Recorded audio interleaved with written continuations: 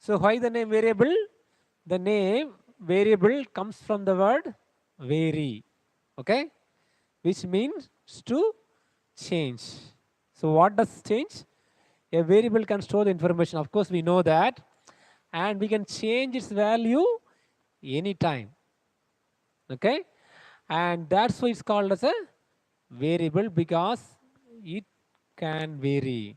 The value we store in a variable can vary. Look at, day is a variable name, right?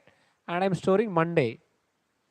And after that, yeah, what I'm doing now, the same variable I am changing to Saturday. So the value is varying.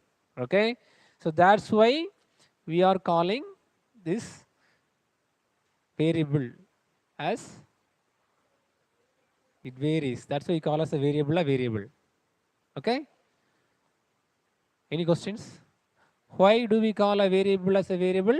Because it varies. The value we store in the variable will keep changes. We can change.